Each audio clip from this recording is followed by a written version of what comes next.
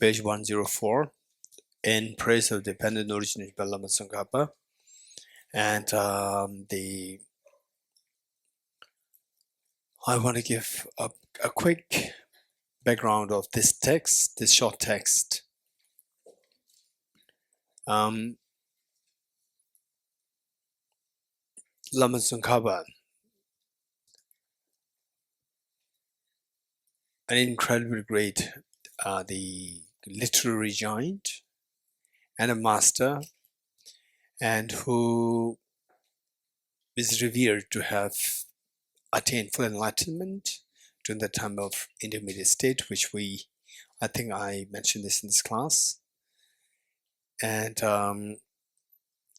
he, since his very young age like 6, 7, there was one teacher, Chögyö Töntrul. When he saw this young boy, he just could identify that this is a very special being. And then the teacher advised the parents to take care of this boy. And Lama Tsongkhapa, at such an early age, he would have all the different visions of the deities. All the deities, now we received empowerments. He already had these visions from that early age. And then they say that he's the one who we can say that, for example, today, Tibetan Buddhism, if you really want to discuss Tibetan Buddhism in the academic world, his books, his legacies would be just amazing. And you see that he was in 14th century AD. And even today, his works are extremely refined, to the extent that even in today's world, the academic world, you could see his text from the lens of the academic world today. We say this is again just extraordinary work on top of everything else. So he was deeply into emptiness studies, reflection, meditation, bodhicitta, everything. And then at one point in time, he was just wondering that some realization is coming about like illusion, nature of phenomena, and he was wondering whether this actually tallies with the Prasangika's understanding of emptiness. So he needed to double check. So how to evaluate that? Arya Nagarjuna. Okay, here Arya Nagarjuna. To your right side of the Buddha, and at that point, there was another teacher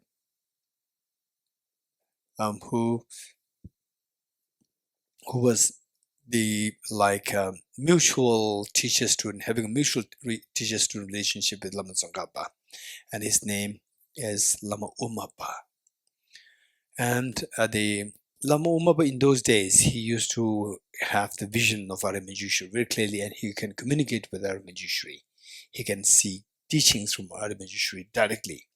But Lama Tsongkhapa, at that point, he was not having the vision of the Arya Nagarjuna. So knowing that Lama Umapa had access to Arya Nagarjuna, so Lama Tsongkhapa requested Lama Umapa to convey the message to Arya Nagarjuna if his realization accords with that of Prasangika Madhyamaka of emptiness.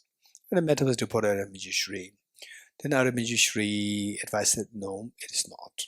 And the Lama Tsongkhapa was already such a renowned teacher all over Tibet. Still, Arya Nagarjuna said, no, your realization is not really in accordance with the Prasangika at the moment. But if you resort to three things, then soon you'll realize the Prasangika's emptiness. So three things were indicated. The first one, to make a fervent prayer to your Guru as inseparably one with the deity. The Guru as inseparable one with the deity, and make a fervent prayer, one. Number two, that you should engage in the excessive very comprehensive, excessive studies, the studies of the authentic Indian sources on the concept of emptiness, the scriptures written by the Indian masters on the concept of emptiness. Number two, which means Arya Nagarjuna's works, Acharya Chandrakirti's works, and so forth. And then Bodhisattva Shantideva's work, Bodhisattva Aryadeva's works. And then finally, the point number three, that you should engage in the, say, the practice of purification and accumulation of merit. So to do all these things, then Ramanuja advised that Lama Tsongkhapa should go for solitary retreat. And so Lama Tsongkhapa with his 10 main disciples, they left for solitary retreat. And today, when we think about Lama Tsongkhapa, we see we depict him as very elegant, but the reality was that he hardly had anything to eat at that time. And we have all these elegant mandala sets. We have all the mandala. You know the mandala sets? How many you know that? We offer the mandala. If you don't know that, don't worry. Is there any over there? There's a mandala set there on the table. On this table, there's the 4 round things, and then one at the top. So there's a mandala set. And the Joel, you like to stand up and just point to that, as people may be looking at different. Not this one. Yes. If possible, touch it. If possible, touch it. Because from different directions, we see different things. This girl said it, right? Touch it. Yes, it's fine. Yeah. Because Dechen said it, right? Because Dechen said it. From different angles, you see different things. So some people may see that you're pointing to the Prasnaparamita deity, right? The deity up there, the Buddha deity, female deity up there. You may be pointing to that, or you may be pointing to the seat. From different angles, you see different things.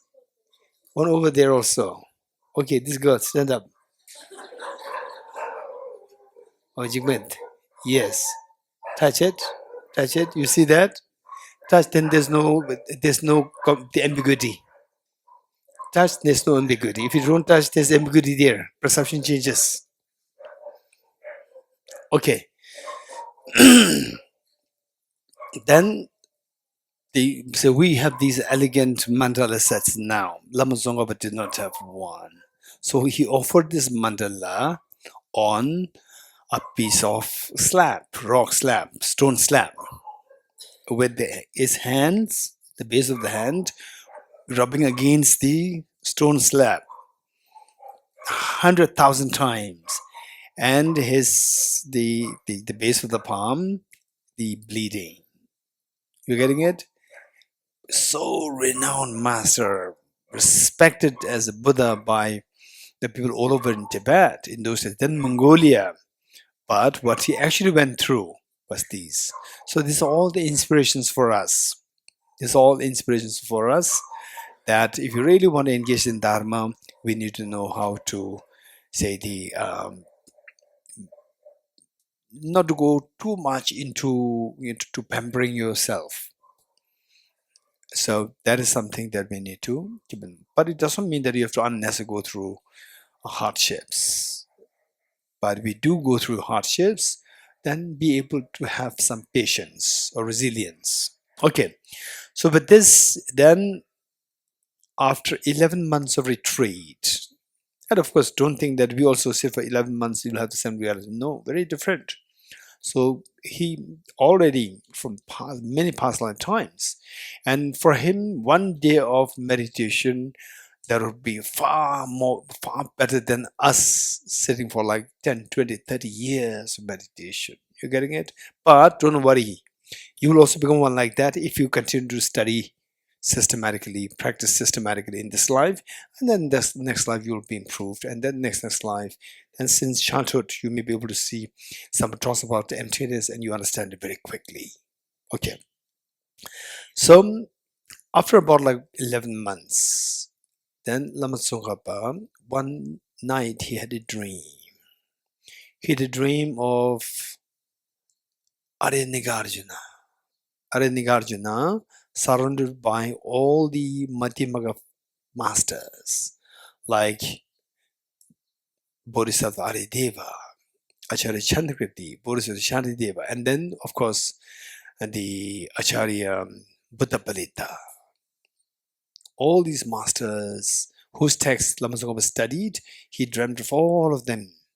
And from there, one master, one of them stood up and came down to Lama Tsongkhapa in the dream, and then handed over one book to Lama Tsongkhapa. So that master in the dream, Lama Tsongkhapa was getting the clue that he was, the master was Acharya Buddhapalita. And the next day, Lama Tsongkhapa, while in his retreat, he had a visitor. And a visitor happened to offer him a book. He just opened the book, and that is the book composed by the Acharya Buddhapalita, who came in the dream to give book to him. And then he read, and then just reading one particular line, instantly the wisdom of emptiness exploded in his mind. Realized the wisdom as clearly as crystal clear. It becomes so crystal clear, you realize it. And then this text, which we're going to read, is composed. You're getting it? So the text that Lama Tsongkhapa composed, this is all from experience. So what I would say is that today, some people who, in the name of the authors, they write anything. And some people who are too naive as readers, they read anything. You're getting it? This is something which is not really admirable when it comes to the wisdom of emptiness. For the bodhicitta, it's fine. For the bodhicitta, you read any book. It will not really it'll be not much of threat to you, not danger for you. Because bodhicitta, although we don't apply this, but we see that in people. For example, not real bodhicitta, but the similitude of that you see. For example, how the mothers treat their children, they sacrifice everything. They could see that. And also kind people, you can see that it does not require deep studies. So you read some books, and from there you can say, oh, this is shallow. This is very good. You can see that. Whereas with the wisdom of emptiness, since we don't have any exposure to this study of Geshe Dorji before, and then when you read any book, it is like dyeing your clothes. Your clothes is absolute white, and the first dye that you put, if it is murky, dull, and you want nice clean color, then to undo this is very difficult. You're getting it? So with emptiness, the books that you read, make sure that they are really very standard books. Not that simply because it's a book, we are too naive. Simply because it's a book, we think that it must be very standard. It is not. In fact, I know one author who I'm not going to mention the name. One author who was actually in the morning, he was receiving teachings from my teacher. In the morning, he was receiving teaching on emptiness for the first time in his life from my teacher. In the afternoon, he's writing his own commentary. You're getting it? And the Tibetan masters, for my teachers, they study for like 20, 30 years, then teach for 30, 40 years. Still, whatever they write, they make sure that these are so authentic, which are caused with the text, which are caused with the experience. Only then they write. Not like they receive teachings and write commentaries. There are many books like this. You're getting it? And there are some books on emptiness, which even that also I know, some of the authors. They don't believe in what they wrote. They write it. For what? That I'm an author of emptiness. I'm expert in this. But they don't believe in what they've written. You're getting it? These are very dangerous things for us. So simply because it's a book doesn't mean that this is a standard book. You're getting it? Make sure that the first thing, till you get some comprehensive understanding of emptiness, the books that you read should be very authentic books. After that, once you get to good comprehensive understanding, authentic understanding of emptiness, then you can read any book. And then sometimes you may feel that you just pick up a book, open, flip a page, and you may see that this is too shallow and the concept is totally wrong. You just discard it. You will judge it yourself very easily, but not now. Now you don't have the capacity to judge. Whatever you read, you think that this is accurate. So first impression, hey, first impression, oh, yes, this is Biela. First impression is the last impression. You're getting it? First impression, the first impression that you get is the last impression. This is everything. No, this is very dangerous.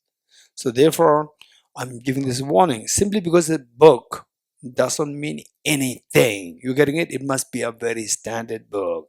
So one book, for easy sake, that I would recommend you, if you at all want to read, would be His Holiness the Dalai Lama's book on emptiness, which is How to See Yourself as You Really Are. Let me repeat it. Thank you.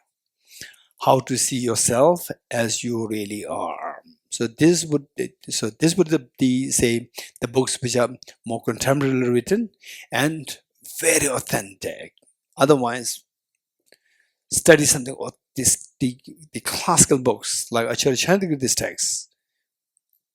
Acharya Chandagiri's text is not okay. Acharya Chandagiri's text and later Arya Nagarjuna's text, and the very standard commentaries are there. For Acharya Chandagiri's text, Entry into Middle Way, there's a commentary by Lama Tsongkhapa, and all the many years I've been waiting for the translation of this. And then last year, luckily, a translation by Dr. Thubten came out. That is a very good translation. Sometimes the complication with the translators again. Not the translators. Translators, they did the best, right? And we can't expect all translations to be like the Buddha's and Bodhisattvas. You getting it?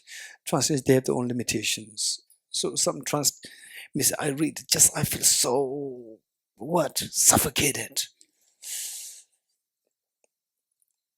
So the Dr. Thubten translation is so good. We used that last year. Commentary, what is that? Illuminating the clear intent. Illuminate the text composed by Lama Tsongkhapa, and translated by Dr. Thubten Jimba. The title of the text in Tibetan is Gongbar of Sel, Uma Gongbar of Sel. And in English, it is translated as Illuminating the Intent. Illuminating the intent. Gongba is the intent. Selva is illuminating. Illuminating the intent. So that is a treasure. Of course, the text is a treasure, but then if the translation is a poor translation, no use. Luckily, that translation is so good. So that is a real treasure, even if of course it's quite costly. Even though it's quite costly, in fact, I've been waiting for this, and I knew that he was translating it since I think 17, 18 years ago. I already knew that. And then just continuously asking when that is coming, when this is coming out, is not that easy. Not that easy. And last year it came out fully. And we used that, and I'm very impressed. Very impressed.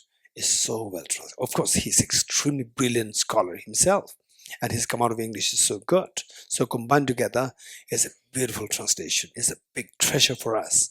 For the English dependent people, this book is a treasure. Even if you have to pay in the olden times, even if you want to pay $1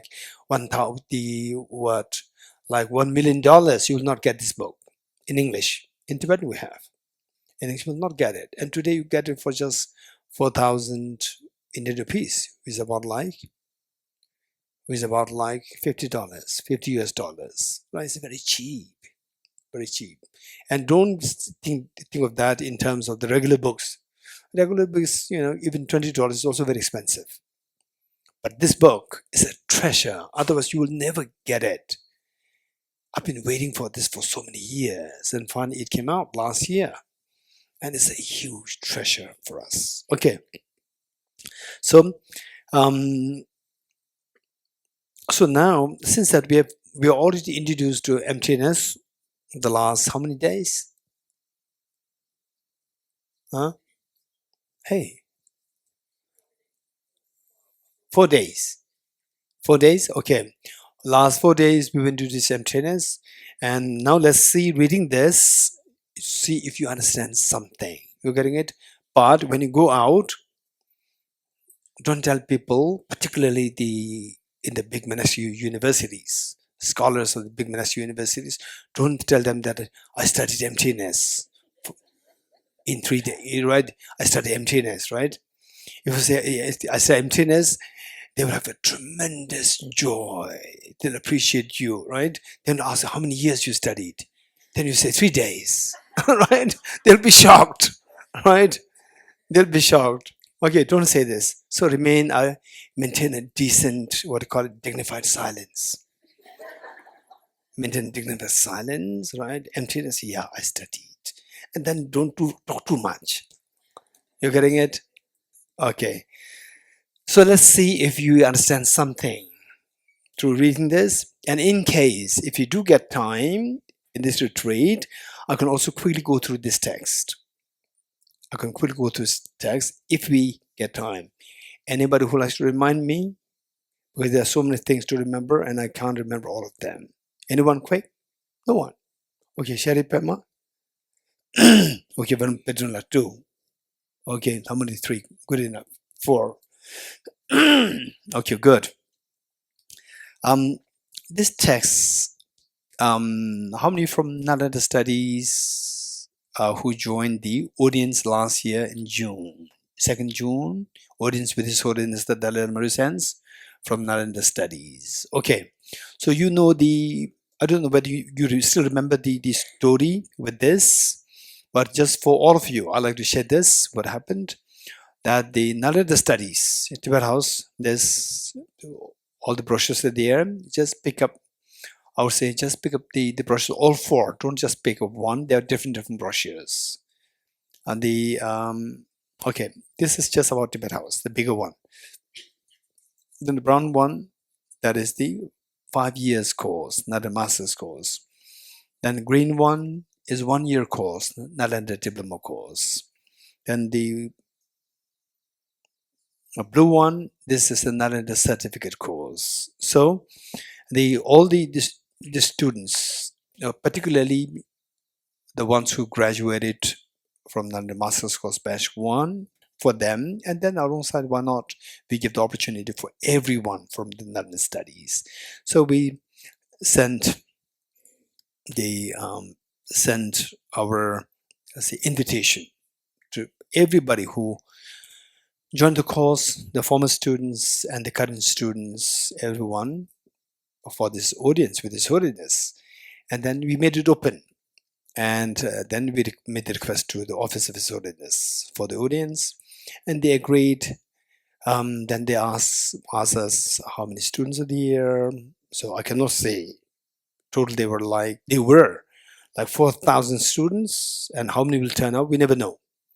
So we safely said that from outside it's not that easy. They have to seek the permission to leave from the work, then visa, aeroplane, and then holidays. They say they have to think of all these things. So people cannot really easily just come like this.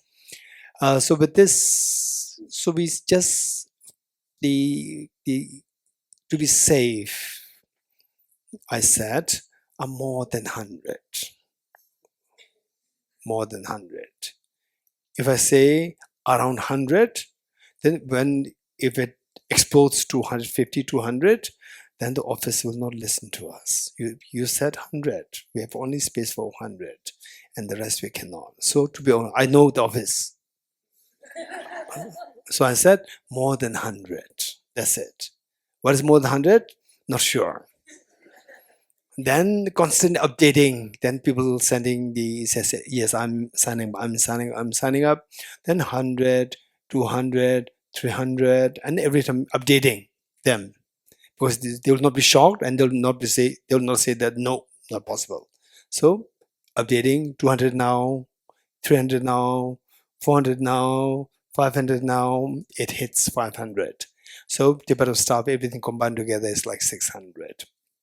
So okay, so to cut the story short, then for people to have the audience with His Holiness, to feel that we are doing something which His Holiness the Dalai Lama feels so close to his heart. That is the Nalanda studies. Nalanda studies not for you to become a Buddhist, but for you to become a compassionate person, for you to become a sensible person.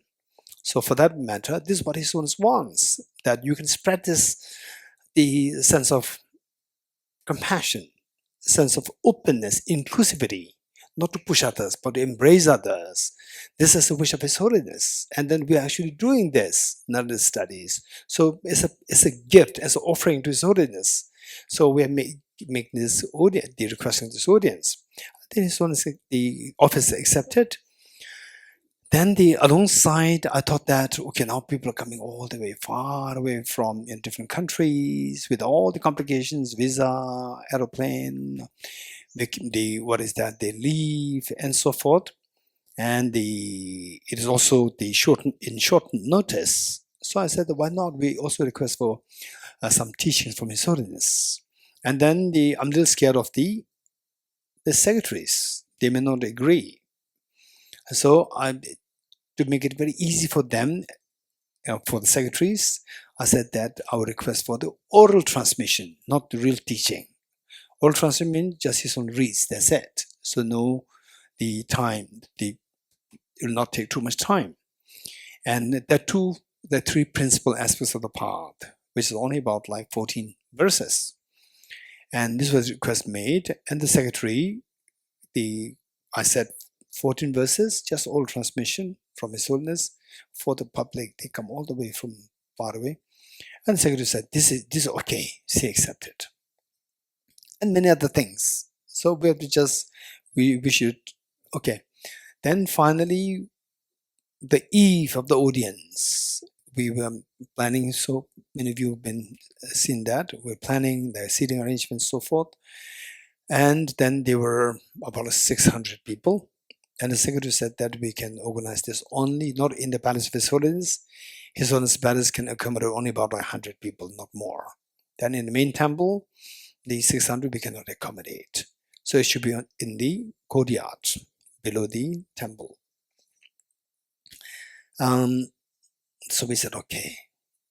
Then, eve of the audience, the secretary was with me. Two of us, he was asking all the questions, giving response, then planning. Then he received a message directly from His Holiness. He received a message, not while I was there, but that day before we came to do the planning, he told me that he got a direct message from His Holiness. Number one, His Holiness sent a message saying that the audience will happen in the main temple, not in the open courtyard. Why in the main temple? Because in the mornings it was raining and very cold, and people will feel cold because they were coming like 6 a.m. His Holiness was thinking about each one of us, that the people will feel cold in the morning. So in the up there, at least there's a wall to keep you warm. Number two, that the secretary said that no photographs, because it's 600 people. How then? It's going to be a lot of time wasted. No photographs. And he said that we will do say that from two sides. Professionally, we'll say His Holiness will just turn like this, and then with the audience is, but then no one-to-one photograph. And the message came to him that the secretary clearly said no audience for the individuals, just group audience, finish. Then he received a message from his son saying that his son is going to give audience to each and every one. It's coming from his sons directly. Number 2. Then the photographs with each and every one. Then the teaching, I request just for oral transmission, which will take 5 minutes. His sons gave a lengthy, his son said, no, I will teach on dependent origination. This text, which is about 50-something verses, as opposed to the 14-verse short one. He said that it's not just oral transmission, I'll give a proper teaching. So then, the next day, during the actual audience, usually even for the main public, for the world audience, his son spent maximum 1 hour, 1.5 hours. So at that time, his son spent 2.5 hours. And I could see that his Holiness attendants, they were asking His Holiness, Your Holiness, you want to go for the loo? His son said, no, I'm fine. Right? 2.5 hours, he just sat there. So what I'm saying is that this is how this text is so precious, so blessed. For us, we did not ask for this teaching because this is very long, and I was worried that the secretary may say no. If he says no, then the message will not go to His Holiness. If His Holiness does not know that we have made the request, then he cannot say that I'll give you teachings. He cannot say this.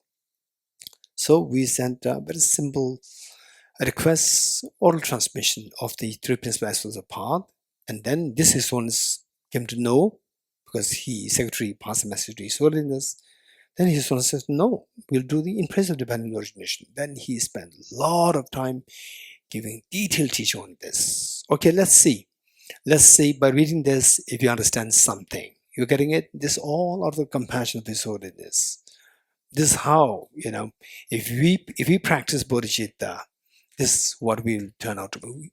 We will make things so easy for others. Otherwise, even small things become so complicated, you cannot have it done. Whereas with compassion, everything's so easy. Okay. Now, page 104. And even if you don't understand anything by reading this, don't worry. Simply because we have studied for three days, and almost like dependent origin, emptiness, everything's covered, but it doesn't mean that we have covered in detail. You're getting it? So, by reading this, if you get something, well and good. If not, don't worry. You're getting it? Okay. Okay, let's read this together. In Praise of Dependent Origination by Lama Tsongkhapa, he who speaks on the basis of seeing, this makes him a knower and teacher unexcelled. I bow to you, O Conqueror, you who saw dependent origination and taught it. Whatever degenerations there are in the world, the root of these is ignorance. You taught that it is dependent origination, the seeing of which will undo this ignorance. So how can an intelligent person not comprehend that this path of dependent origination is the essential point of your teaching? This being so, who will find, O Savior, a more wonderful way to praise you than to praise you for having taught this origination through dependence? Whatever depends on conditions, that is devoid of intrinsic existence, what excellent instruction can there be more amazing than this proclamation? By grasping at it, the child is strengthened bondage to extreme views. For the wise, this very fact that is the door, very fact is the doorway to cut free from the net of elaborations. Since this teaching is not seen elsewhere, you alone are the teacher. Like calling a fox a lion, for a Tirthika it would be a word of flattery. Wondrous teacher, wondrous refuge, wondrous speaker, wondrous savior. I pay homage to you, to that teacher who taught well dependent origination.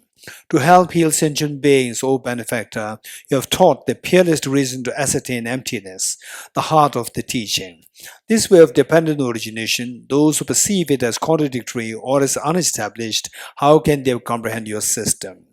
If for you, when one sees emptiness in terms of the meaning of dependent origination, then being devoid of intrinsic existence and possessing valid functions do not contradict. Whereas when one sees the opposite, since there can be no function in emptiness, no emptiness in what has function, one falls into a dreadful abyss you maintain. Therefore, in your teachings, since seeing dependent origination is hailed, the truth not as an utter non-existence, nor as an intrinsic existence. The non-contingent is like a sky flower. Hence, there is nothing that is not dependent. If things exist through their essence, their dependence on causes and conditions for the existence is a contradiction. Therefore, since there is no phenomenon that exists other than origination through dependence, no phenomenon exists other than being devoid of intrinsic existence, you taught. Because intrinsic nature cannot be negated, if phenomena did possess some intrinsic nature, nirvana would become impossible and elaborations could not be ceased, you taught. Therefore, who could challenge you? You who proclaim with lion's roar in the assembly of learned ones repeatedly that everything is utterly free of intrinsic nature, that there's no intrinsic existence at all, and that all functions as this arising and depends on that, what need is there to say that these two converge without conflict? It is through the reason of dependent origination that one does not lean towards the extreme, that you, the Savior, having declared this event excellently, is the source of your unexcellent speech. All of this is devoid of essence, and from this arises that effect. These two certainties complement each other with no contradiction at all. What is more amazing than this, what is more marvelous than this, if one praises you in this manner, this is real praise, otherwise not. Being enslaved by ignorance, those who fiercely oppose you, what is so astonishing about their being unable to bear the sound of a no intrinsic existence, but having accepted dependent origination, the precious treasure of your speech, though not tolerating the roar of emptiness, this I find amazing indeed. The door that leads to no intrinsic existence, this unexcelled door of dependent origination, through his name alone, if you grasp an intrinsic existence, now this person who lacks the unraveled entrance, well traveled by the noble ones, by what means should one guide him through the excellent path that pleases you? Intrinsic nature, uncreated and non-contingent, dependent origination, contingent and created. How can these two converge upon a single basis without contradiction? Therefore, whatever originates dependently, though primordially free of intrinsic existence, appears as if it does possess intrinsic existence. So you taught that all this to be illusion-like. Through this very fact, I understand well the statement that in what you have taught, those opponents who challenge you cannot find faults that accord with reason. Why is this so? Because by declaring these, chances for reification and denigrations towards things seen and unseen are made most remote. Through this very path of dependent origination, the rationale for your speech being peerless, conviction arises in me also that you have the other words of value too. You who speak accidentally by seeing as it is, for those who train in your footsteps, all degenerations will become remote, for the root of all faults will be undone. For those who turn away from your teaching, though they may struggle with hardship for a long time, faults increase evermore as if being called forth, for they make firm the view of self. When the wise comprehend the differences between these two, why would they not at that point revere you from the depths of their being, let alone your numerous teachings? These who find ascertainment in a cursory way, this brings supreme bliss to them as well. Alas, my mind was defeated by ignorance. Though I have sought refuge for a long time, in such an embodiment of excellence, I possess not a fraction of his qualities. Nonetheless, before the stream of this life flowing towards death has come to cease, that I have found slight faith in you, even this I think is fortunate. Among teachers, the teacher of dependent origination, amongst the wisdom, the knowledge of the dependent origination, you who are most excellent like the kings of the world, know this perfect well, not others. All that you have taught proceeds by way of dependent origination, that too is done for the sake of nirvana. You have no deeds that do not bring peace. How amazing! Your teaching is such, in whomsoever's ears it falls, all attain peace. So who would not be honored to uphold your teaching? It overcomes all opposing challenges, is free from contradictions between the early and the latter paths. It grants fulfillment of being's true aims. For this system, my joy increases evermore. For its sake, you have given away again and again over countless eons, sometimes your body, at others your life, as well as your loving kin and resources of wealth. Seeing the qualities of this teaching pulls hard at your heart, just like what a hook does to a fish. Sad it is not to have heard it from you. The intensity of that sorrow, just like the mother of a mother, constantly goes after her dear child. Here too, as I reflect on your words, I think blazing with the glory of the noble marks and hallowed in a net of light rays, this teacher in a voice of pristine melody spoke thus in such a way. The instant such a reflection of the sage's form appears in my mind, it soothes me, just as a balm means heal a fever's pain. This excellent system, most marvelous, some individuals who are not so learned have entangled it in the utter confusion, just like the tangled bulbous grass. Seeing this situation, I strove with a multitude of efforts to follow utter the learned ones, and sought your intention again and again. At such times as I studied the numerous works of both our own middle way and other schools, my mind became tormented evermore, constantly by a network of doubts. The night lily grove of Nagarjuna's treatise says, Nagarjuna, whom you prophesied, would unravel your unexcelled vehicle as it is, shining extremes of existence and non-existence. Illuminated by the garland of what lights, Chandra's well-uttered insights, Chandra, whose stainless wisdom orb is full, who glides freely across scripture's space, who dispels the darkness of extremist hearts and outshines the constellations of false speakers. When through my teacher's kindness I saw this, my mind found rest at last. Of all your deeds, your speech is supreme.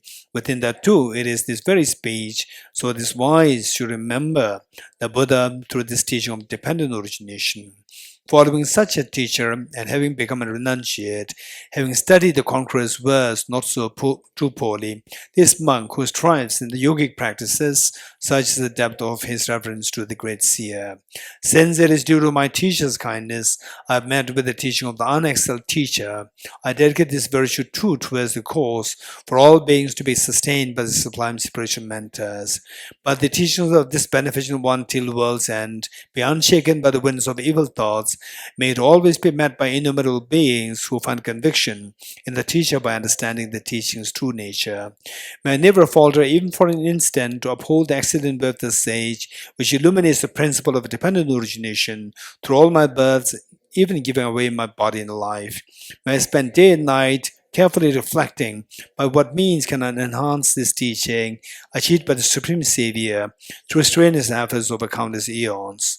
As I strive in this with pure intention, may Brahma, Indra, and the world's guardians and protectors such as Mahakala unswervingly always assist me.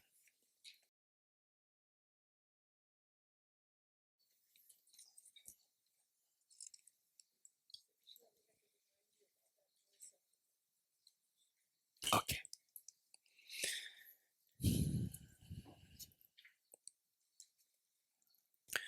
And if you reminded me and I don't give the answer, still wait for end of the day. Okay.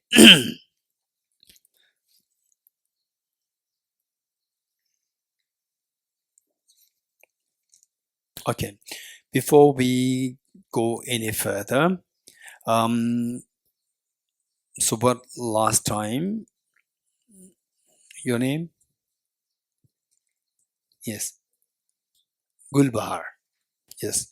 So Gulbahar, I think you are the one who sent the reminder note. Okay. I didn't do that yesterday.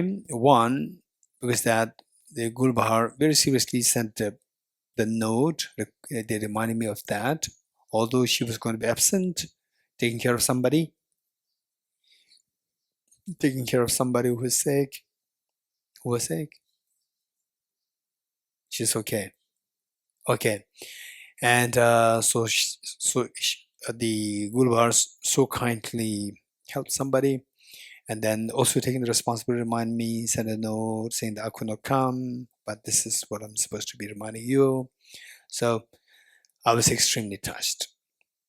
It's her compassion that she wants to learn something, but she also prefers that sees that helping somebody who is in need, that is more precious. So I really appreciate the kindness, and so deliberately I didn't do it yesterday, and I want to see you here. Okay, so we will do that. The two important concepts. One is the positive phenomena and negative phenomena. This concept is extremely important. And the second thing that we're doing is about the entities and isolates. Let me repeat it. The first one is positive phenomena and negative phenomena, and the other one is entities and isolates. Okay. How many of you are still fresh, raise hands? How many of you are still fresh? Your mind fresh?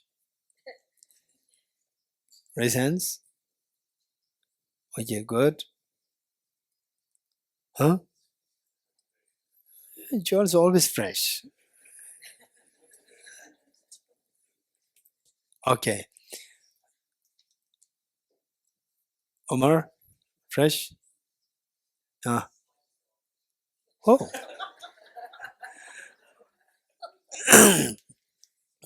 Okay. So slightly down means after 10 minutes, it'll go even down, more down, right? Okay, that's your kindness. The reality is that you spend more time, it'll go down, right? So let's do the more complicated one first. Okay. Complicated doesn't mean very complicated. If you pay attention, you will know it is easy. Only thing is that if you take for granted, you will not get it, right? And you don't have to be too tense also. Just don't chill out, right? In a relaxed state, listen, right? Don't chill out. Chill out, you will not get anything. Too tense, you will not get anything. Just middle way. Okay. So first, let's do the entities and isolates. And then we'll know the last time what we talked about. Form is empty. Emptiness of form. Form and emptiness, how these two are same entity and different isolates. Yes? Okay. So, the first entities and isolates. Okay, we see that in the conventional world, if you probe a little bit, if you ask some questions to the conventional understandings, at times we say we get lost in contradiction. It happens sometimes. So let's say that okay, just pick your mind, and then you tell me. Okay, this is a brochure, and I asked you, what is my left hand? Just pick your mind. Don't be philosophers for the time being. Nothing. A brochure. How many things are there in my hand? In my left hand? One. What is that? Brochure. Okay. So this particularly, I'm asking the people who are not exposed to this concept. You're getting it? Those who are already expert meaning who already study this, right? Study this. Don't what? Don't, huh? No. This is a very strong word. Don't overtake, right? Don't overtake, right? Let others speak, right? Okay. Okay. Others meaning those who did not hear this concept before, right? Okay. So what is that? Is that there's one thing in my hand. Okay, raise hands those who never heard about this concept, entities, isolates. Raise hands those who never heard of this concept before. Okay, you should come in the front and give the answers. Give the answers. There's no the what say the right and wrong answers. You're getting it? It's simply to activate your thinking. thinking, and this will make you understand it quicker. The point is not to see how much you know. The point is to see how much you learn. You're getting it? Okay. So what we said is that there's one thing in my hand. That is one thing. Okay, you call it brochure. It's fine. Then my question to you is that the color of the brochure, is it in my hand or not? Particularly those people who did not hear these concepts before. Speak louder. The color of this brochure, is it in my hand? Yes, no. Huh? The color of the brochure, is it in my hand? Okay, let's put it like this. Say this would be better because the brochure, half is outside, half is inside. Okay, so this clock is fully in my hand. It's fully in my hand, it's not half outside. So what is in my hand? One item. What is that? What is that one item? Gishma, you're expert. I ask.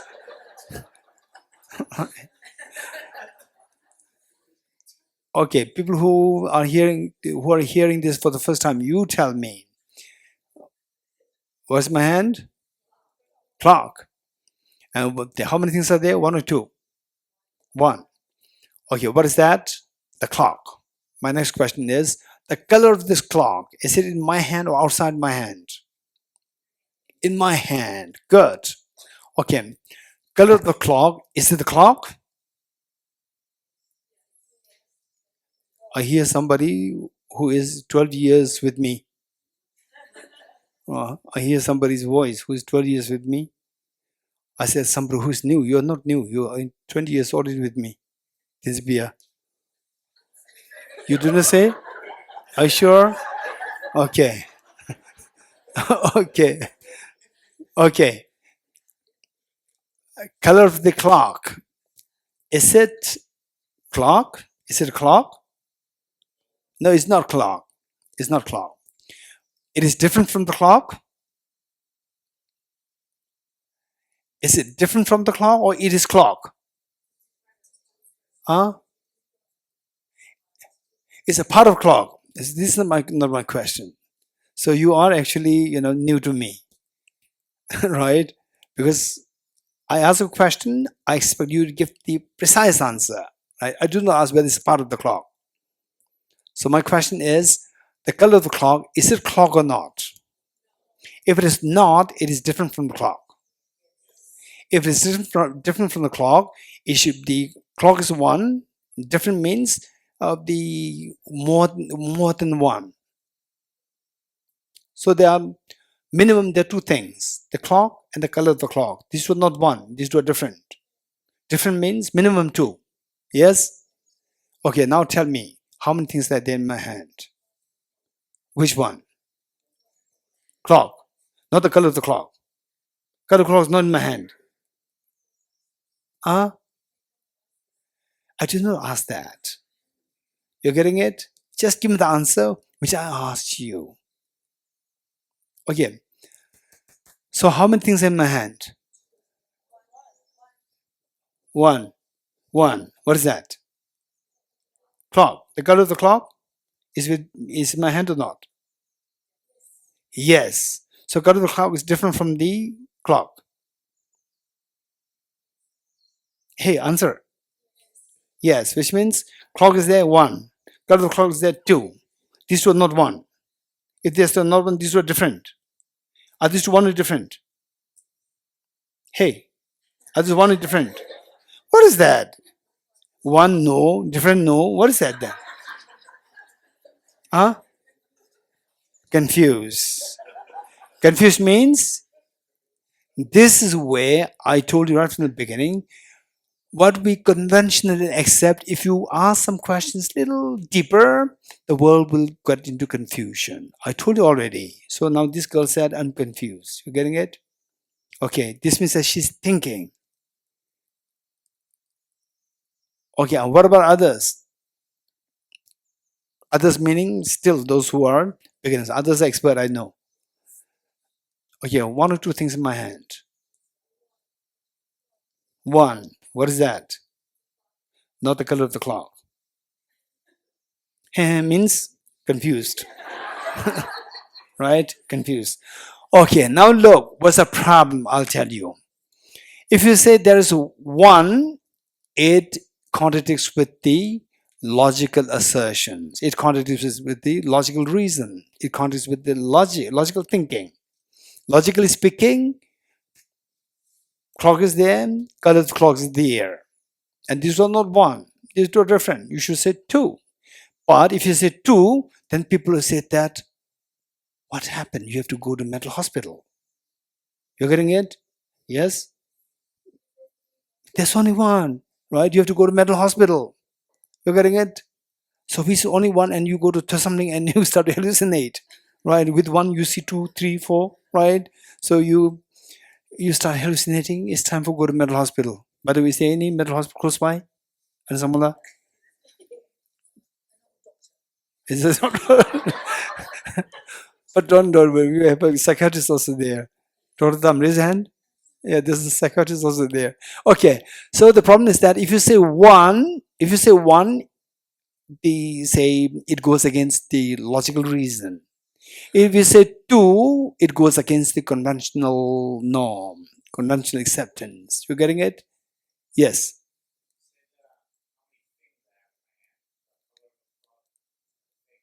Okay, color of cloth is not a thing. That's interesting. Then the cover is thing or not? Cover is thing. So the clock is there, cover is there, the cover is the clock or not? Confused. You getting it? Okay. So now how to resolve this? And both are very sensible questions. If you say one, then the color of the clock is also there. The cover of the clock is also there. There's also a logical point. Then if you say two, no, there's only one clock there. This is according to the conventional world, right? So you're lost, you're confused. So how to resolve this problem? Yes.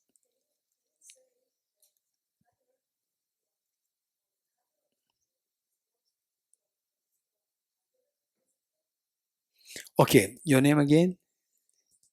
What Edith is saying is that the color of the clock is not clock, but it's not other than the clock. Okay, so the color of the clock and the clock, are these two one or different? Okay, this is one. One means the color of the clock is clock. Are you, your two hands, are they one? Why not? Yeah, your two hands, are they one? Oh, it depends. That's interesting. Right. Your two hands. Sometimes these two become one.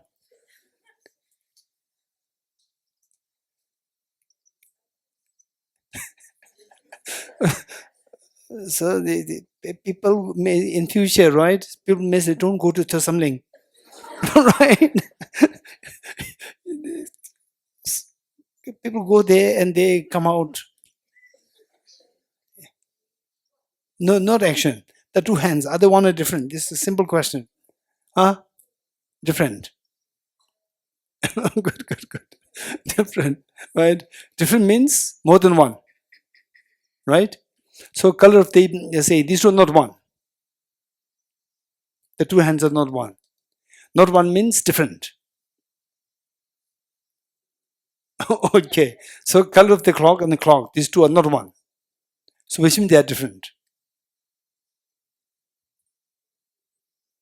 They are different means they are two or more. Okay. So two means people will say, time to go for mental hospital. Right? Okay. So how to resolve this? This is a problem, severe problem. So this problem can be resolved only if you know the concept of the entities and the isolates. Entities in Tibetan is ngo, and isolates in Tibetan is dokpa. And some of you may be wondering that I know the word isolation. I know the word he isolated me from them and so forth, but isolates in the form of a noun in such a context, I never heard being used. So in what is mean by this? So this we'll discuss a little later. For the time being, how to resolve this issue. The clock and the color of the clock are these two one different. If you say one, there's a problem because it contradicts with the logical reasoning, and if you say these two are different, it contradicts with conventional norms. Both ways there's a problem. So how to solve this problem? For this, how to solve this problem? For this, we need to know the concept of entities and isolates. Okay, what do you mean by entities and isolates? So for that, when we say that, let's say, what is this? Many people, they even not looking up. They say flower. He must be holding flower. Right? They are even not looking at those people who are addicted with me. Right? They're always me. They know he must be holding flower now. Okay. So when you say this is a flower, how do you know that there's a flower in my hand? How do you know that there's a flower in my hand? Anyone? Because I can see this. I can see it. Or my eye consciousness can see this. Or I can see this. Which means that when you say I can see this, there are two things. What is seen and what sees. You agree? What is seen is the object, and what sees is the subject. This object subject. Now, when you talk about the okay, let's say the flower and the color of the flower. So these two are to be seen, the objects. And what sees this is my eye consciousness. It's the subject. You're getting it? So when talk about the with the flower and the color of flower, these two one different so forth is related to the flower and your eye consciousness seeing that. You agree? Let me repeat it. When I talk about the flower and the color of the flower, these two are one or different. It's something to do with either the flower or with your eye consciousness, with your subject, the mind, which sees it. Subject and object, in simple terms, subject object. Now, when you go to look for the color of the flower and the flower, to see if they're one or different, by going towards the object. Going towards the object, we're looking for the entities. Entity, object. When you go to this object to see if the flower and the color of the flower, these are one or different, we are looking for the entities. Whereas if you go to the subject for the flower and the color of the flower to see if these two are one or different, when you go to the subject, you're looking for the isolates. You're getting it? And I know that some of you are confused. Not only some of you, many of you are confused by when I said that when you go to the subject, it is known as isolate. Why? How can you go to subject number one? Number two, why? If you go to subject, it says isolated why. Two questions. You got it? Okay. So don't worry. If you have these two questions bother you, I will respond. You're getting it? You okay now? Good. Now let's go towards the object first before you go towards the subject. When you go towards the object, what are you looking for? Entities. Very good. When you go to the subject, what are you looking for? Isolate. And why? You don't have to worry. You're getting it? For time being, just be able to say this, and then you will learn the how. Okay, is there anybody who's... Oh.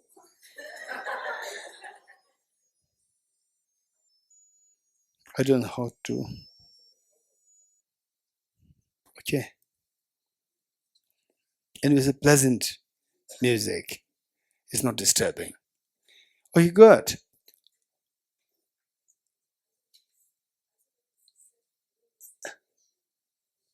Okay, for the time being, just be able to say that when you go towards this subject, go towards the subject to know whether the two things are one or different. We're looking for the isolates. Just be able to say this, and I'll explain further. Okay, good. Ready? Now let's go towards the object or subject. Object first. You're looking for entities. Okay. Now, do you agree with me that if you ask me, where's the flower? I say, this is a flower. I point to the object. Correct? Not correct. Particularly those people who are hearing this for the first time. When you ask me, where's a flower? I said, this is a flower. Correct? Not correct? Correct. Then you ask me, where is the color of the flower? I said, this is the color of the flower. Correct? Not correct? This is the color of the flower. Correct? Not correct? Why not? Oh, this is not the color of the flower? This yellow one is not the color of the flower? Huh? Is that flower? Is that the color of flower? Yes. What's your name? Claire. Claire, tell me, this is not the color of the flower?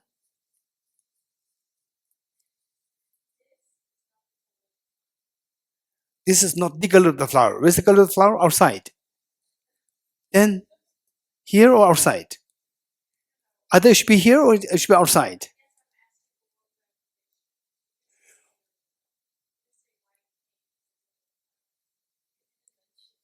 So,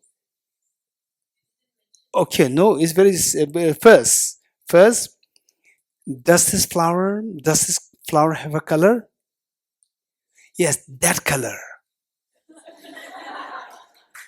Is it here or outside? Am I correct? Where is that color? It's here. Correct, not correct? Correct. Okay, no complaint. Right? That's correct. So which means that we pointed to the same object for the reference of two different labels. We pointed to the same object. Going to the object, we're looking for entities. So when going towards the object, we can point to the same object for the reference of two different labels. We point to the same object for the reference of the label flower and the reference label color of the flower. We point to the same object. If we can point to the same object for the reference of the two different labels, these two references are referred to as the entity-wise one. Let me repeat it. If we can point, okay, now first you write entity-wise one, entity-wise one, and then you write meaning. When we can point to the same object for the reference of two different labels. When we can point to the same object for the reference of the two different labels. More than two, yes, correct. If we can point to the same object for the reference of two or more labels, then all the two or more, the reference of the two or more labels are same entity. Okay, let me repeat it. Philip, you got it? Good. If we can point to the same object for the reference of two or more labels, comma, reference of the two or more labels should be the same entity.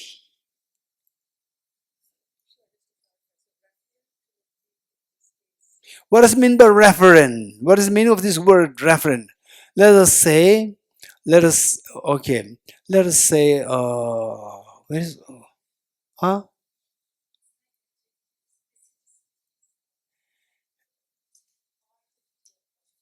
where is Omar? Where's Omar? There, you're getting it? Say, from my mouth, Omar did not come out. Just a word came out. Word is not Omar. Word is not a human being. The word is not a human being. You're getting it? This word, what came out is just a word. It's not a human being. Omar is a human being. But this is just a label. This label actually refers to our friend there. Right? with beautiful English. Right? That is the referent. So, say referent of the label meaning, the meaning which the label refers to. The meaning, the object which the label refers to. That is the referent. Okay. So how many? Okay. Now let's say that the flower and the singing bowl. The flower and the singing bowl. These two are entity-wise one or different. Raise hands. Entity-wise different. Someone is expert, I know. Okay. Entity-wise different. Okay. Entity-wise different. Are you sure? Hey, are you sure? Those who said flower and singing bowl, these two entity-wise different. What happened? Jigmet, Rickson, what happened? Yes or no? Flower and the singing bowl, these two are two entities. Okay. Are you sure? Okay. You don't know that I have a singing bowl which has a flowery design. Beautiful flowery design, right? And I can put it as a flower. And so you hit it, it's singing ball. You get it? So are these two entities different? Not the entities different. So you're not sure. Earlier you said sure. Now you're not sure. Yes. Flower and singing bowl. The flower and the color of the flower.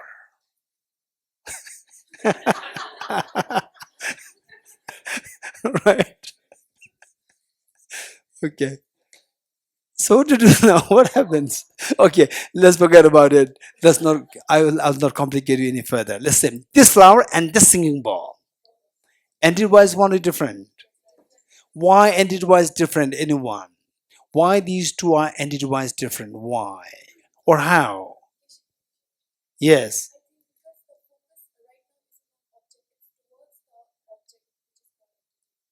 Yes, of course. Yes. What this is why? What? Yes. Yes.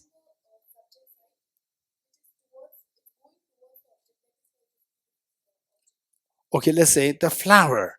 Is it entity-wise different? The flower, is it entity-wise different or one?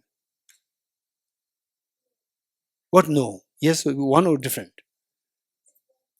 So according to your reason, it should be entity-wise different because the focus is on the object, on the flower. It's on the object, and it is from your side, your mind, subject, going towards the object.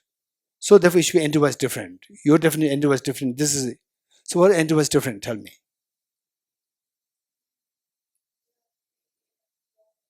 You're not wrong. You're partly wrong. Yes.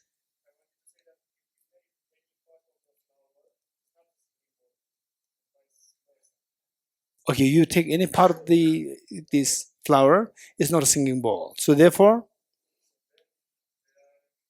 singing bowl and the flower, these two are two entities. Okay, by Stefan. By Stefan's reasoning, the flower and the parts of the flower. The parts of the flower, these also not, these two are entity-wise different, are they?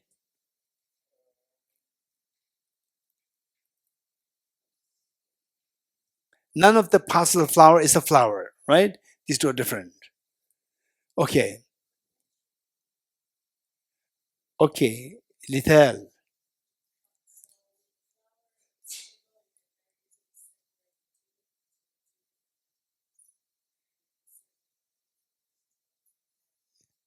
Okay, that's interesting. Okay.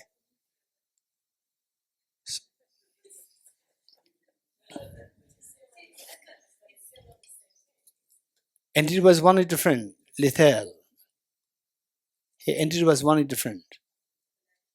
Yes, this napkin. One, we can separate into two. So, yes, this is not my question. Singing bowl and the flower, why these two are entity-wise different? You said that you can separate into two. If you can separate into two, does it mean that that should be entity-wise different? You said yes. If yes, then this napkin, is this entity-wise different?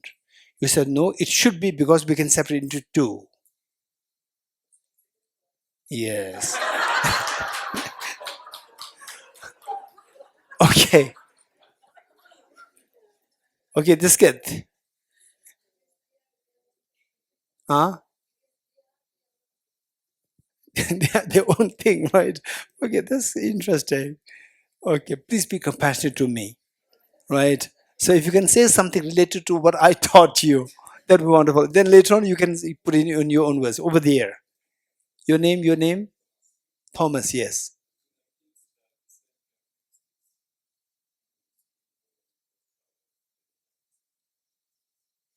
The singing bowl and the flower, these two don't share characteristics, and the two napkins, they share the characteristics. Okay, let's say these two, huh? For the combination of people. Okay, okay, these two napkins, are these two entities one or different? Thomas?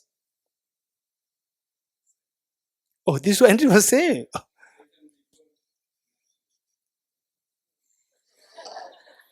Okay, so you, Thomas, and this napkin, are these two entities same? You and this napkin, are these two entities same? Because we can call both of them as phenomena. You are phenomena, you are phenomenon, this is also phenomenon, right? So like these two both are called as napkin. You and this both are called as phenomenon, phenomena. Yes.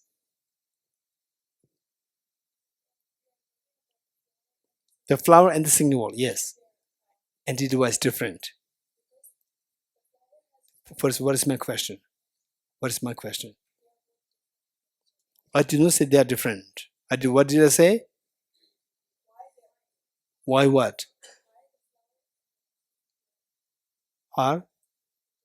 I didn't say this. Oh, good. Now tell me why.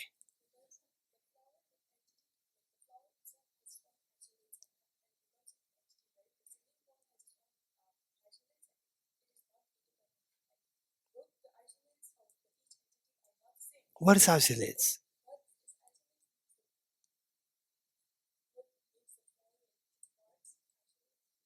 Okay, then the flower and the parts of the flower, are these two entities different? The flower and the parts of the isolate of the flower, these two entities different. Yes? Huh? According to you, they should be isolates different because the flower has its own isolates and the parts also have their own isolates.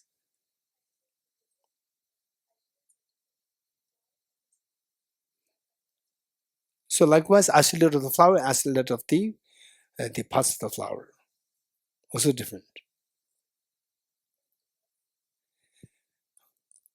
Okay, now let's say, okay, let me repeat, right? When I say, it seems like when I say you're not listening, right? Then when I ask you the question, you give another answer, different answer, which is totally unexpected. You're getting it? Okay, at least be compassionate, right? First, listen to what I'm saying.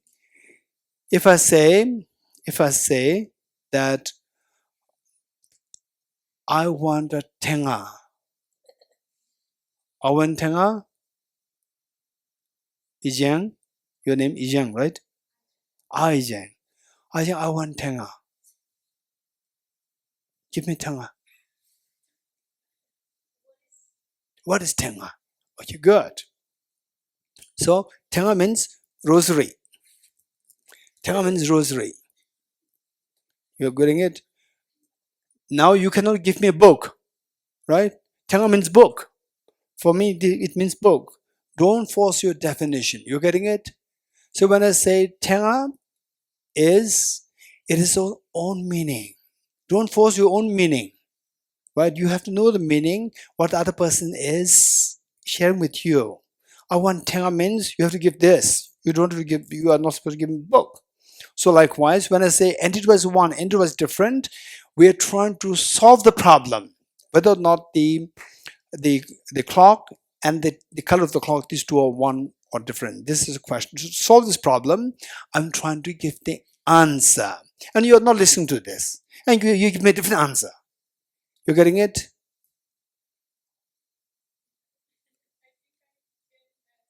Yes. What's the question?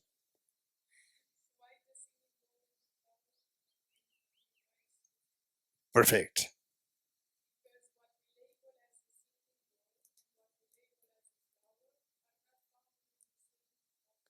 Very good. So this is where she understood what I said and she put it in her own words. You're getting it? This is required. It is not necessary that you have to replicate my words. Not necessary. The meaning should be kept intact. And the words, if you can put it in your own words, that is best. You're getting it? But the meaning should not be compromised. Okay. Your name? Ivana. Say it again louder. No, not your name. No, say it louder, meaning the response, the answer. I don't know what's wrong with it. I don't know what's wrong with this. Come to this class, some brain damage happens. To everyone, so some brain damage happens. I said, what's the answer? Answer said louder and said, Ivana.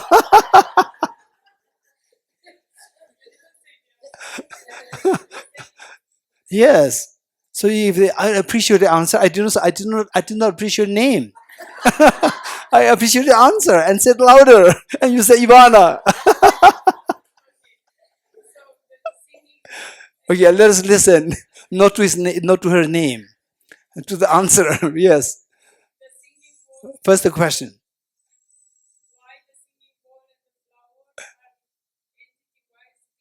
Yes.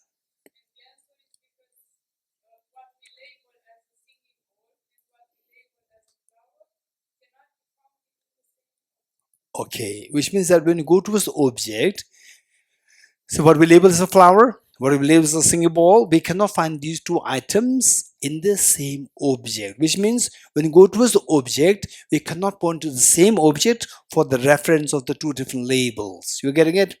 So how I said, this is very technical. If you learn the technical way of presentation, that will make the concepts clear, and you will learn how to articulate your concepts. You're getting it? What she articulated is so beautifully done. Okay, so listen to it once more. Say entity-wise one or entity-wise different. Let's say entity-wise different. When you look for the object, by going towards the object, let's say towards the object flower or the singing ball, when you go towards the object, if you can point to the same object for the reference of two different labels, the reference of two different labels are entity-wise one. Whereas if you have to point to two different objects, if you have to point to when you go to point towards the object, if you have to point to two different objects for the reference of the two different labels, the reference of two different labels are entity-wise different. You getting it? You got it? Okay. Which is the second one? When you point to the object, if you have to point to two different objects for the reference of two different labels, the reference of the two different labels should be entity-wise different. You got it? You got it? Stefan, you got it? No, first don't think.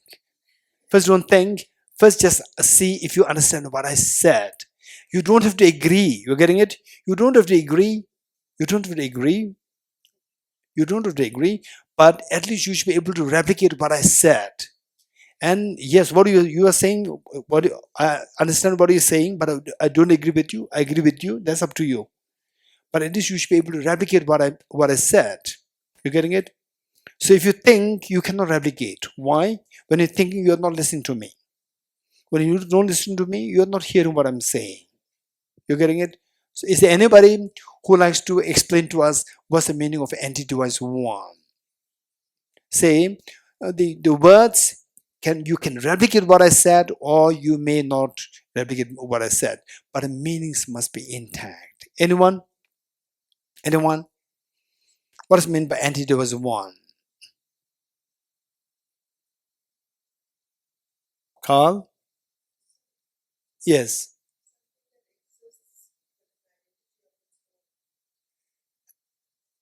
Okay. So the singing ball and the flower, these two entities one, because they exist.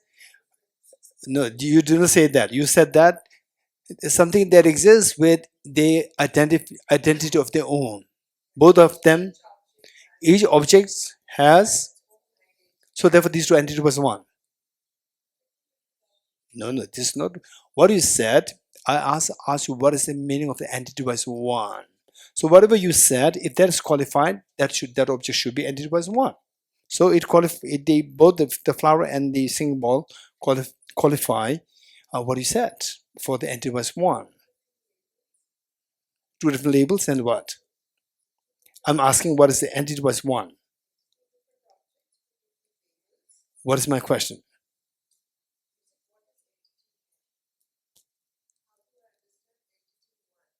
I did not say entity one. I said entity wise one. These were different. Entity wise one. Okay, Carl.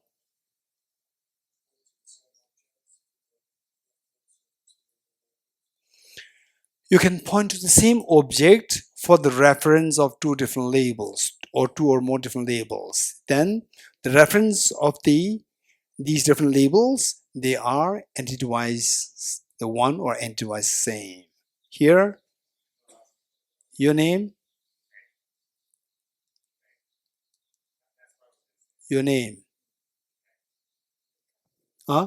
Okay, Mikhail. Mikhail. Mikhail, Mikhail, Mikhail. Okay, thank you. Okay. Anyone else who likes to share with us what is meant by entity-wise one?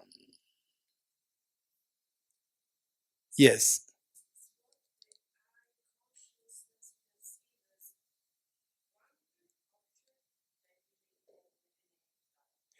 Okay. What about the sound of this singing ball and the sound of the fan? These two are entity-wise one or different? The sound of this fan and the sound of this singing ball and the sound of the fan. They cannot be seen by your eyes. You said your eye consciousness. You said right. They cannot be seen by your eye consciousness. You do not say this. And now you are adding more. First you said, how much is the singing ball? You said 10 rupees. I give you 10 rupees. No, give me more 10 rupees. You're getting it? When I say 10 rupees, get it. So when you give the meaning, you should think of meaning.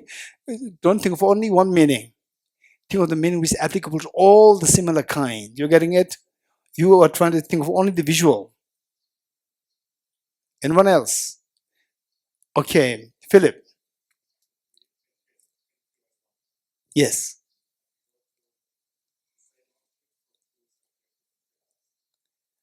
Okay, good. Where we go to or we point to? Point to is more precise. Go to, again, you've been problem. You're getting it? Go to, you have a problem. You know why? Say you have two eyes, right? Then where's your left eye? I go to you and say that the Philip has the right eye. And the what about left eye? Philip is the left eye. I can go to the same person and say that he has both. You're getting it? Go to. Point to, I cannot point to Philip, you are the eye. I cannot say that. So point to is very precise. Go to is very, there's ambiguity there. Okay, good. Okay, before question, we have to finish this up first. Okay, so let's say, when we say the flower, this is entity. It is not entity-wise. Entity-wise means that you are creating a context. Entity-wise. Say entity-wise, these two are one, these two are different. It's creating context. Flower is an entity. You're getting it? So this is difference. Okay, next. Now, how many of you got pretty clear understanding of entity-wise one and entity-wise different? Raise hands. Okay, how many of you did not get that? How many still a little confused? Entity-wise one different? Raise hands. Still confused? Okay, raise hands. Yes.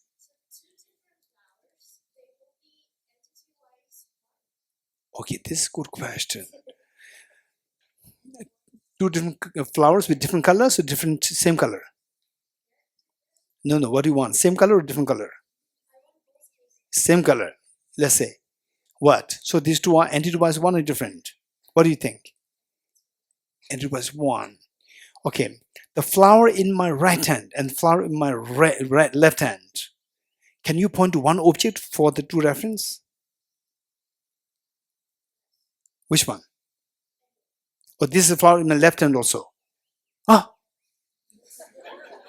this is a flower in my right hand, not left hand. Left one is here. I cannot point to one object for the reference of both.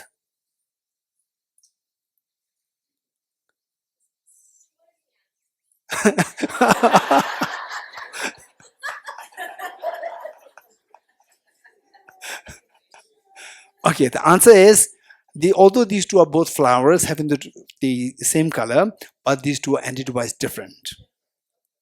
Why entity-wise different? The flower in my right hand, flower in my left hand. How these entity-wise different? Because when I say flower in my right hand, I have to point at this. I cannot point at this. I cannot point to one object for the reference of these two labels. You're getting it? Entity-wise different. Okay. Now raise hands those who said that I do not quite understand. Still, I do not quite get what is entity-wise one and different. Clear? Okay, what's your name?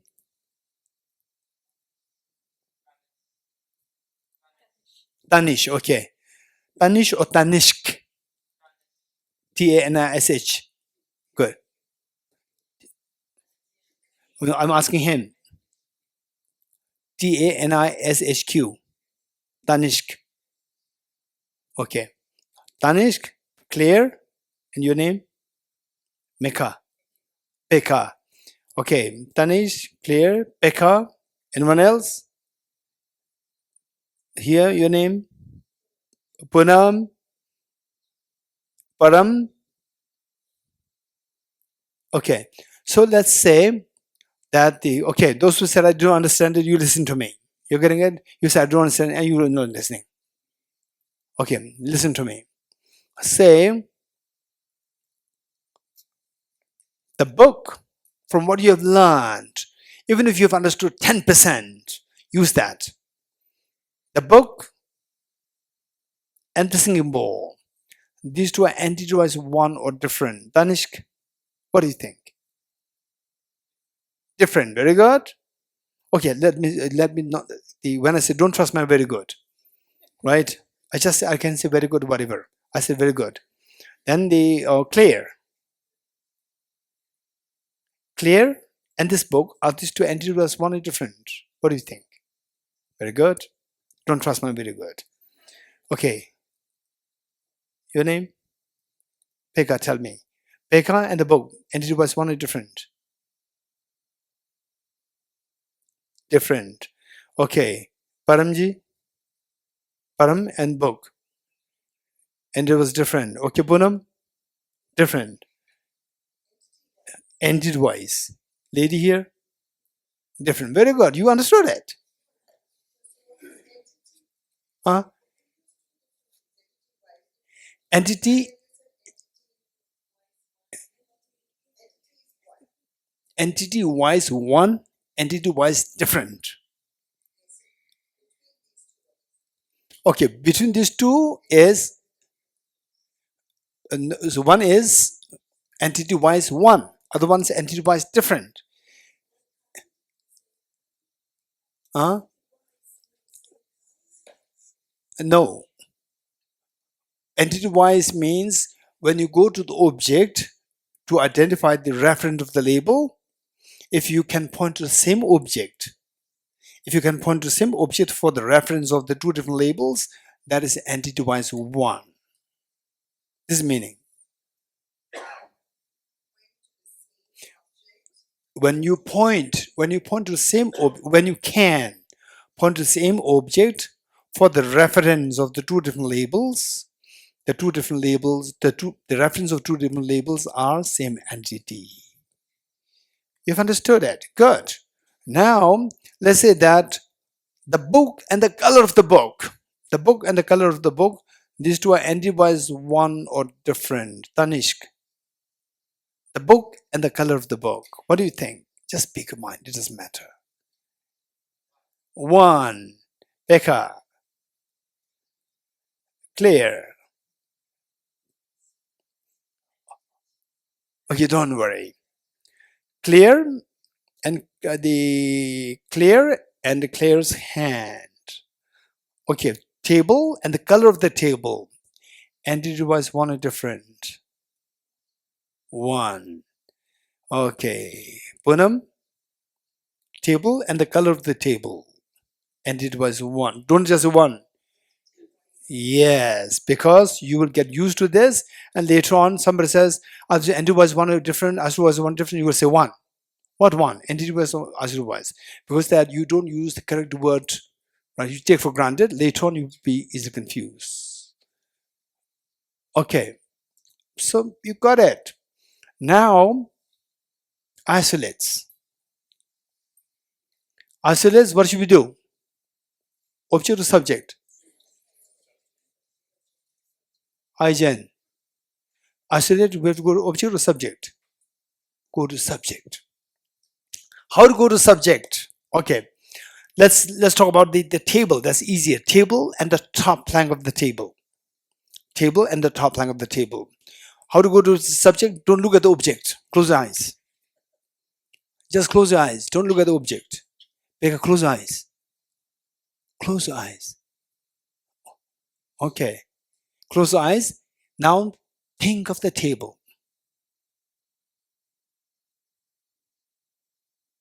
Okay. Think of the top plank of the table. Okay. Is there any difference? How these two appear to your mind? Is there any difference? They appear the same or they appear as different? Raise hands. Okay. Tanishk. They appear the same and they appear different. Okay, they appear the same. Paramji? Okay, don't copy Tanishk. You give your own answer. This table and the top plank of this table. Okay, you are not serious. Close your eyes. Do it again. Tanishk, close your eyes and do it again. First, think of the table in front of me.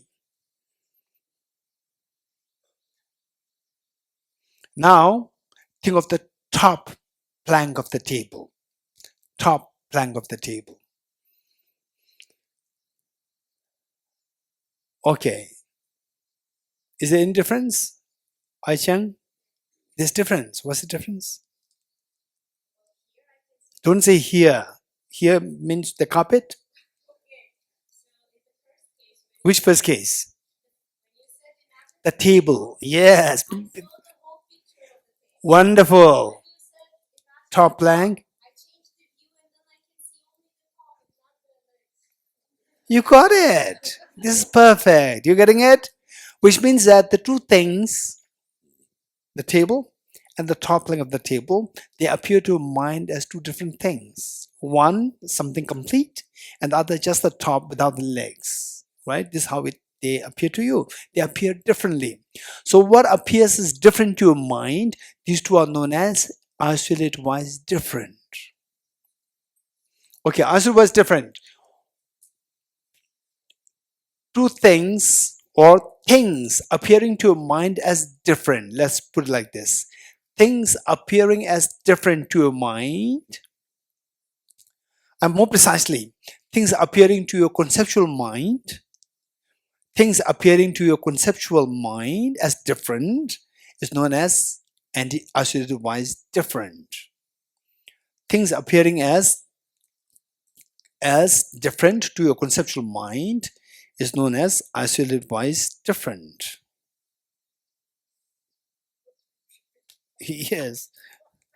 Okay, Ashwin has a question.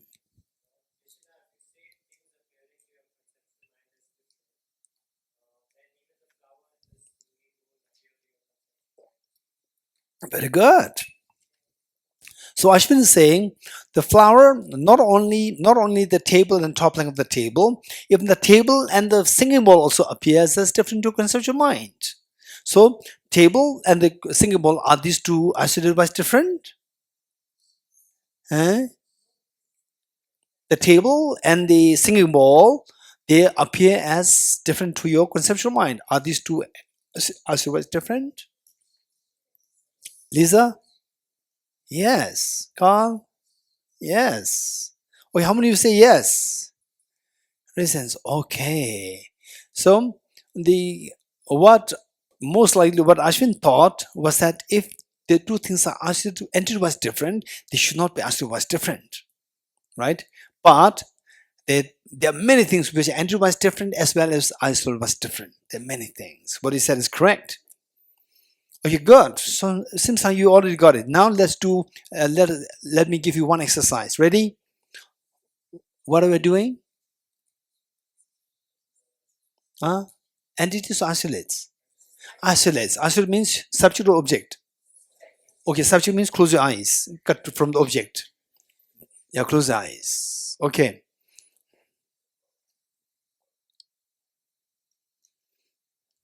Okay.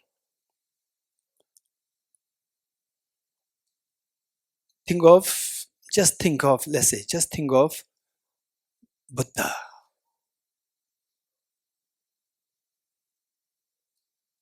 Now think of Tamje Kemba.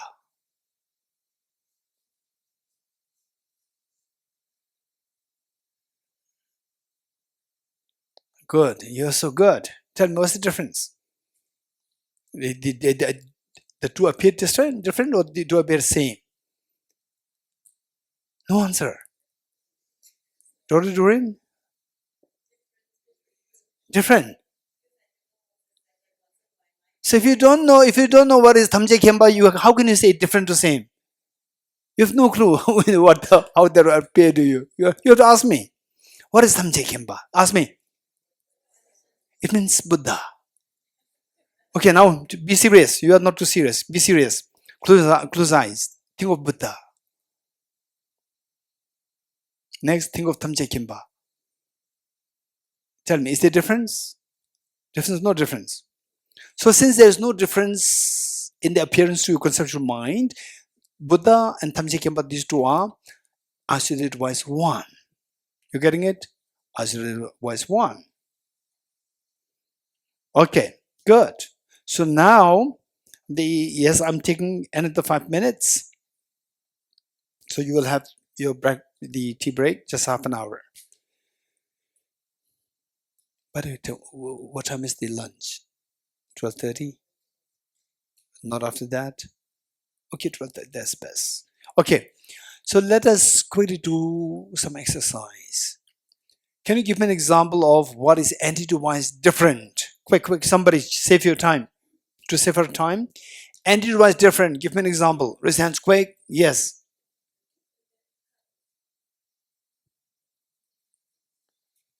This book and the cover of this book. These two entity-wise different. Or entities one.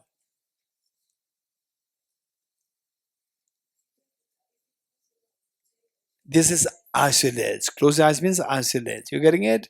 Anyone else? Quick, to save time. Entity wise different. Yes. The book and the table. How many agree with Stefan? Raise hands. Good. Now give an example of entity wise one. Quick, quick, quick, quick, quick. The book. Good. Give an example of entity isolated wise one. Isolated wise one. Huh? Buddha and Tamje Kemba. Oh, yeah, Buddha and Tamje Kemba. This is what I said. Right? You say something new. Huh? This isolated wise different. Okay. Pen and ink. Okay. How many you agree with Punamji? Pen and ink, they're isolated wise one. Or how many you, okay, look at the audience, right? How many you disagree with what Punam said? Okay, why disagree? Anyone? Why? Hey, you tell me.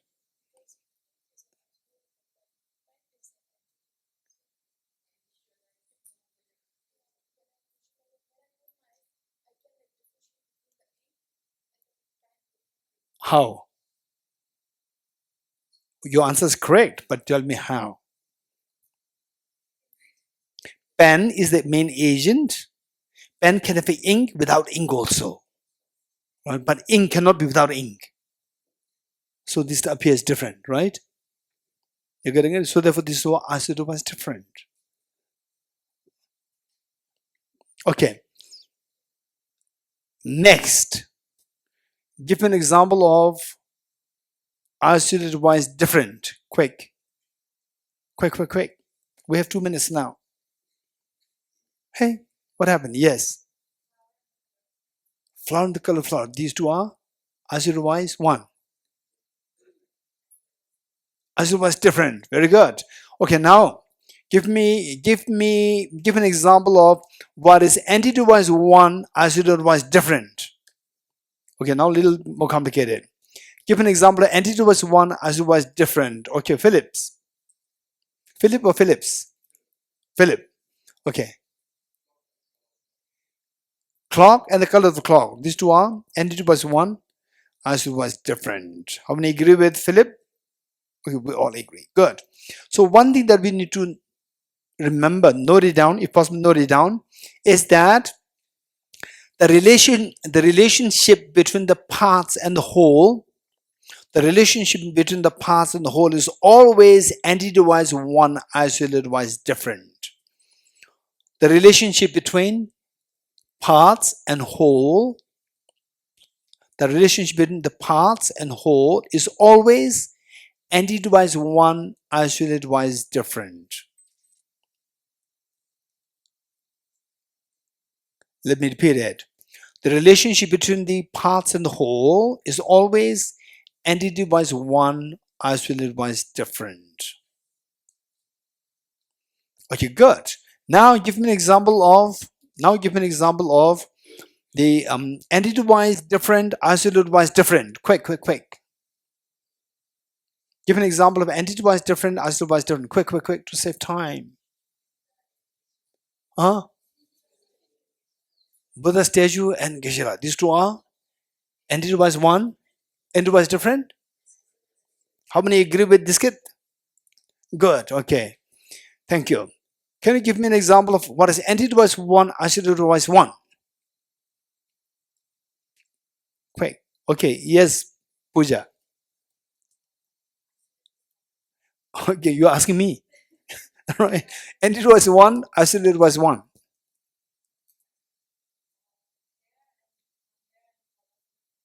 Okay, your hair and your color of your hair, are these two parts and whole?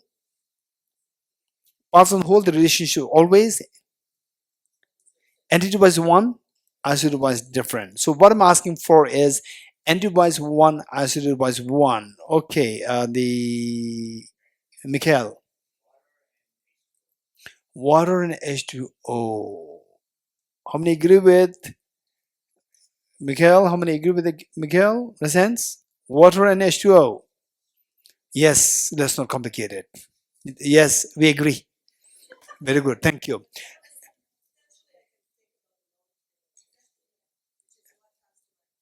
What, say it again? A molecule or many molecules? One. So the ocean is not H2O. Ocean is H3O. H3O. H2O is not a molecule. This is what I'm saying. So who is saying that the ocean is H2O? Lethal is saying or somebody else is saying? Lethal Sarchi is saying, your body is saying. So therefore it is your mind. From your mind point of view, even the ocean is also H2O. Okay, good. Okay, now, quick. The last one. What examples of what is isolated was one and it was different? Quick. It's all 2 minutes past. Otherwise we'll not have break. Hey, isolated was one and it was different. Yes.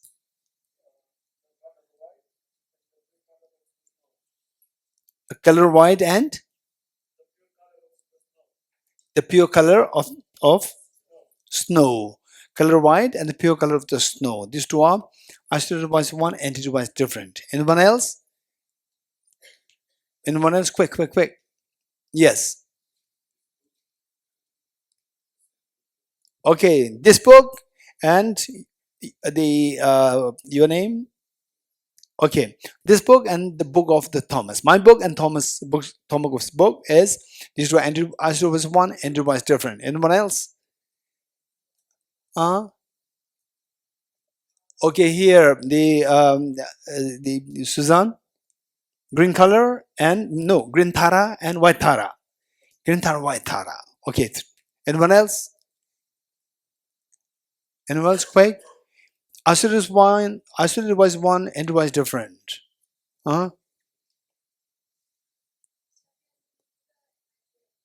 Shakyamuni Buddha and Maitreya Buddha, right? Okay. Girl Diskit and the girl the Rigzin, right? This also Ashiru was one. When people think of you two appear same person, right? Who said female? Okay, so we are so lucky. Hey, don't forget it. We are so lucky. The Buddha thought of this. What is entity? Asura was one, entity was different. He never found it. Buddha never found it, and we found it. We found 4 examples, right? White color and the color of the snow, and my book and the what? The Thomas book, and green Tara and white Tara, and then this kid, right? This kid girl and Jigmet girl, right? So this group found 4 examples. Buddha did not find, right? So this is amazing. Okay, yes. Exactly. The what? Ice cream and solid ice cream and melted ice cream. So these two are what? Isolated was one, entity was different. Is it what saying? No. I'm not saying anything. I'm just saying, is this what you think? These two are isolated was one, entity was different. If you say yes, then we get another example, right? Which the Buddha never found. Right? In other words, there is no example which fits into this category. But it's isolated was one and it was different. If it is isolated was one, it should necessarily be entity wise one. You getting it? What is isolated wise one should necessarily be entity wise one. What is isolated one is always entity wise one. Then Shamba? Because object wise, if they are different, it must be seen as different by your subject. Because subjects know that the object is different. And was different means object. On the object level, it should be different. If the object is different, there should be somebody who knows that. Who knows that? Your mind knows that. So to your mind, this should be seen as different. What comes as different to your mind as different is known as otherwise different.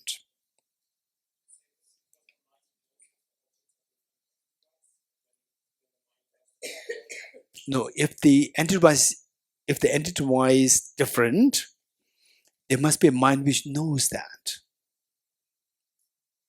If the mind knows that, to that mind, the two objects should appear different.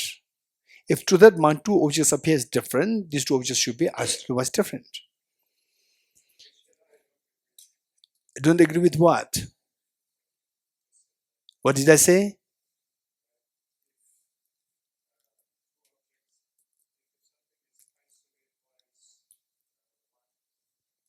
Entity-wise should be one. Yes. Why you don't agree? Yes, yes. What example do you have? Yes. So now we're going to have the fifth one. What example do you have?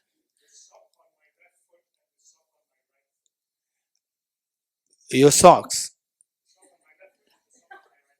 Okay.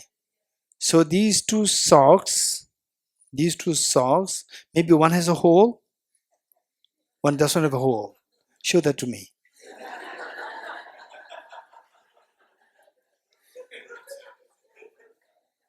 And show the other one.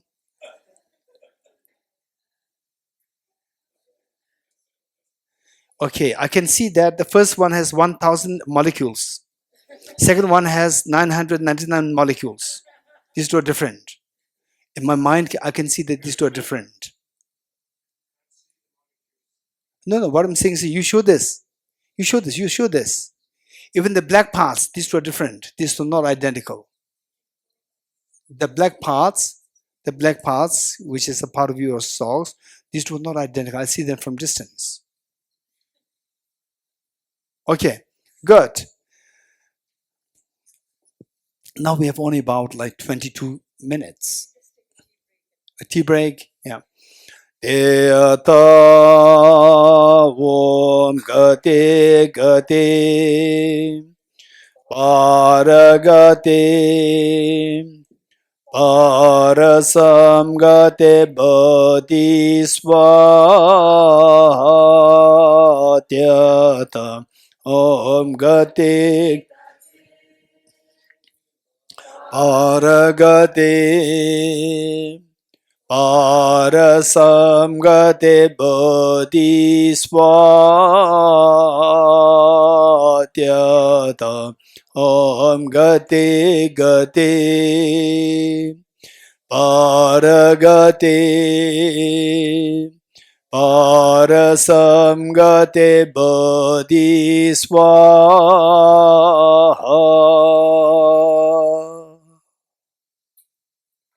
3 prostrations.